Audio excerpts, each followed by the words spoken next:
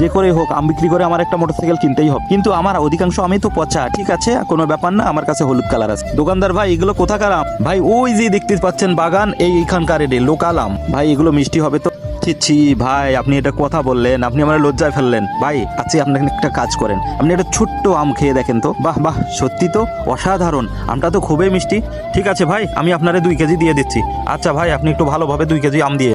ছোট শোনো, এই লোককে বোকা বানাতেই হবে। আমি ওই পাশে গিয়ে পচা আমগুলোতে কালার করতেছি, তুমি একটু এনাকে সামল। বড় ভাই, আপনি যেহেতু ভালো আম চাচ্ছেন, আমি ওই সাইডে গিয়ে আপনারা বেছে বেছে ভালো আম দিচ্ছি। এই কথা বলে সে সাইডে এসে তার দোকানের কিছু পচা আমকে কালার করে তার বক্সের মধ্যে ঢুকে তার হাতে দেয়। আচ্ছা ঠিক আছে ভাই, এই যে টাকা নেন। আচ্ছা ভাই, সালাম আলাইকুম। লোকটি খুব আশা করে বাসায় নিয়ে এসেছে আমগুলো, কিন্তু সে অবাক হয়ে যায় প্রতিটা আমেই রং মেশানো। এদিকে আমের দোকানদার অন্য আরেকজনকেও এভাবে টুপি পরাচ্ছিল। ঠিক তখনই লোক এসে হাজির। এ ভাই দাঁড়ান দাঁড়ান, আপনি তো এখনই আমার মতো ভুল করছিলেন। ভাই এদের আম একটাও ভালো নাই, দেখেন এখানে আম পচা, ওরা কালার করেছে। ভাই ওরে ধরো আর প্রচুর পরিমাণে